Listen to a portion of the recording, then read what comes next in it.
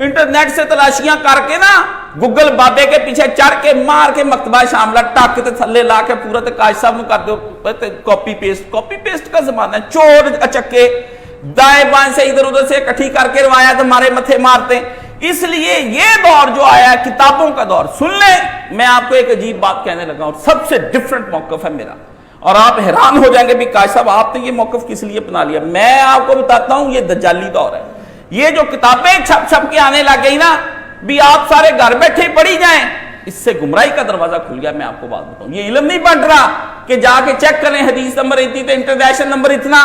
یہ تباہی ہے اور بربادی ہے دین کی سب سے زیادہ. یہ سن لیں میری طرف سے بات, دین سینہ بسینہ چلتا آ رہا ہے اور ساتھ کتابیں. ایک طرف جو سلف صالحین پڑھا رہے ہیں اس کو, اور دوسری طرف جو ہے وہ دین لفظوں کے ذریعے سے آ رہا ہے. سلف صالحین کو پورا تعویلیں کرتے, تفسیریں, اپنی پوری تفصیل اور تشریح کے ساتھ دین یہاں پر آ رہا ہے. سلف صالحین کو چھوڑ کر کوئی نئی بات نہیں کی جا سکتی. یہ موقف نہ صرف مولانا مودودی رحمۃ اللہ علیہ کے جدید دور میں, پرانے قدم میں بہت ہے. اگر کوئی آدمی پڑھنا چاہتا ہے تو مولانا کسی نے پوچھا کہ آپ کا کیا موقف ہے, تو مولانا نے پھر اپنے جو لکھے لوگوں کے سوالوں کے جواب رسائل و مسائل میں اس میں لکھا کہ میں دیکھتا ہوں, میں پورا پڑھنے کے بعد غور و فکر کرتا ہوں کہ ایک رائے بناتا ہوں. اس رائے میں یہ دیکھتا ہوں کہ پچھلوں میں کون امام گزرا ہے جو اس رائے کا قائل رہا ہے. یہی ہمارے استاد مولانا اسحاق مرحوم کا طریقہ کار رہا ہے. وہ مجھے کہتے تھے بالکل ڈیفرنٹ. اس میں آپ کو ایک مثال سناتا ہوں.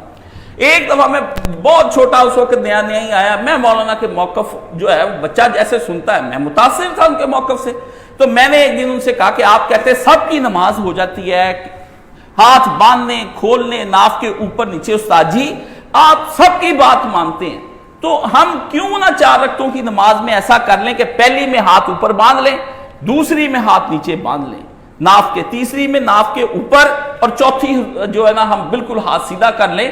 بات تو مصلی پر منحصر ہے کہ جو نماز ادا کر رہا ہے اس نے کہاں ہاتھ رکھنے, جو کیفیت بنے اس کے اندر بنا لے. حضرت صاحب نے یہ میرا موقف سنتے کہا نا نا نا نا نا, سلف صالحین میں سے کاشف یہ کسی کا موقف نہیں ہے. میں نے کہا استاد جی یہ جائز ہے, آپ مجھے بتائیں بات بھی آپ کی ہے کہ جہاں مرضی ہاتھ باندھو یا کھول لو. جب یہ بات جائز ہے تو ایک آدمی اپنی مرضی سے یہ کام کیوں نہیں کر سکتا؟ مجھے اس کے بارے میں اب سوال نہیں. انہوں نے کہا جنہوں نے نبی محمد صلی اللہ علیہ وآلہ وسلم سے دین سیکھا تھا, کاشف انہوں نے یہ کام طرح کا کوئی جائز پروگرام ہوتا کہ کوئی جہاں چاہے ہر نماز کے اندر 4 رکعتیں اور 4 موقف اپنا کر کرے, ایسا نہیں ہے. ہاں ایک نماز کے اندر ایک طریقہ کار جو ہے وہ اپنا سکتا ہے کہ فرضوں نفلوں میں تو کر سکتا ہے, لیکن یہ اس طرح نہیں کہ یہ ہے وہ ذاتی اجتہاد جو غامدی کرتا ہے اور سارے سلف صالحین کو چھوڑ کر کرتا, تماشا بنا کے اسے دین کے اندر رکھ دیا. یہ ہے وہ بندے جو اپنی مرضی سے, پرویز نے جو دل کہا, آپ اس کی کتابیں پڑھتے ہیں تو آپ کو پرویز کی کتابوں کے اندر بہت علم نظر آئے گا. کمال ہو گیا یار, کیونکہ وہ لکھاری ہے اور مداری بھی ہے. ایسا لکھاری اور مداری ہے کہ بندے کو بیوقوف بنا لیتا ہے. ایسی اردو سے شاندار اور جاندار لکھی, لوگ اس کی اردو نثر پہ مر گئے, ٹھیک ہے نا, لیکن حق نہیں ہے وہ ہو سکتا. ایک آدمی بہترین گفتگو غامدی صاحب کرتے ہیں, لوگ کہتے ہیں اس کے بارے میں کہ وہ کیوں اس طرح کی گفتگو جو وہ کر رہے ہیں, ہر چیز وہ بتائیں نا اس کے کس طرح میں ان کو جائز کہہ دوں. وہ بولتا اچھا ہے. رسول اللہ کے پاس دور میں 2 بندے آئے, مسجد نبوی میں کی انہوں نے تقریر. جس وقت وہ تقریر کی انہوں نے تو وہ مسجد نبوی میں شور مچ گیا کہ بندوں نے کمال خطابت کی. نبی علیہ السلام نے فرمایا بعض بیان جادو ہوتے, ضروری نہیں کہ وہ حقی ہو جائیں. گفتگو سکھانے کا طریقہ, کئی بندے بہترین قرآن مجید پڑھتے ہوں گے لیکن نبی علیہ السلام نے فرمایا ان کے حلق سے نیچے قرآن مجید نہیں اترے گا, وہ دین سے باہر نکل جائیں گے. آپ بلا شبہ کسی قاری کے بہت زیادہ فین ہوں گے کہ اس کی آواز بڑی اچھی ہے, شرین کی بڑی اچھی ہے, سدیس کی بڑی اچھی ہے, لیکن اس کے حق پر ہونے کی یہ دلیل نہیں نا. میں لکنت کے ساتھ قرآن پڑھوں, میں اوپر نیچے کو کام اس طرح مجھ سے غلط قسم کا ہو جائے تو مجھے میں عالم تو ہوں, کسی فن کے اندر مہارت نہیں رہ گئی کہ پریکٹس کے اندر نہیں رہا. اس لیے یہ بات آپ اپنے ذہن میں رکھ لیں کہ کبھی بھی کوئی آپ نے دین کی بات لینی ہے, اس کے لیے ایک ایسے عالم کا سلف صالحین کے اندر آپ کے سامنے ہونا بہت ضروری ہے. سلف صالحین کی قدر نہ کرنے والا آدمی گمراہ ہو جائے گا. دین کا مفہوم اور تعبیر اور تشریح جو سلف صالحین سے چلی آ رہی وہ آپ کو قبول کرنی پڑے گی.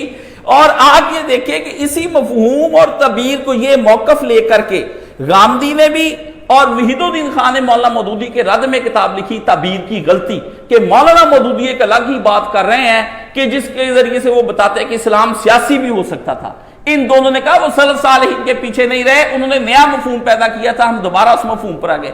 ہم کہتے ہیں آپ کی بالکل تعبیر کی غلطی جو آپ نے بیان کی، یہ دراصل آپ کی تفہیم کی غلطی ہے، آپ نے صحیح نہیں سمجھا اس مسئلے کو، ٹھیک ہے؟ یہ ہے وہ موقف کہ جب اپنا الو سیدھا کرنا ہو تو سلف صالحین، مجھے رد کرنا ہے نا تو سلف صالحین نہیں ہے، اپنا کرنا ہے نہ بھی سلف میں کوئی قائل ہو، بہرحال آج کل یہی چلتا ہے، اس کے علاوہ جواب کوئی نہیں ہے۔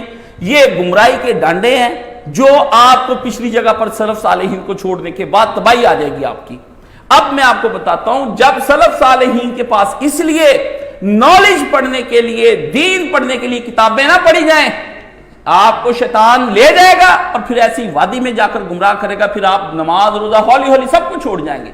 سلف صالحین کا اہدنا الصراط المستقیم، صراط الذین انعمت علیہم، ان لوگوں کے راستے پر، اللہ صرف یہی نہ ہو سلف صالحین کا راستہ ہو جس کے پیچھے میں جاؤں، وہاں جا کر سلف صالحین میں اگر اختلاف پاتا ہے تو وہاں پر پھر دلائل چلیں گے، دلائل سلف صالحین، ان دلائل کی باؤنڈری اور چار حدود عربے کے اندر اگر ہم پریمیسز سے باہر نکل جائیں گے ہم اپنے دین کو تباہ کر بیٹھیں گے۔ تو آئیں، میں اس لیے بتاتا ہوں کہ خالی کتابیں پڑھنے سے نہیں، آپ کو ساتھ سلف صالحین بھی چاہیے، ان کے موقف چاہیے کہ میں نے تعبیر بالکل صحیح سمجھی۔ یہاں پر آ کر آپ کو سمجھنا پڑے گا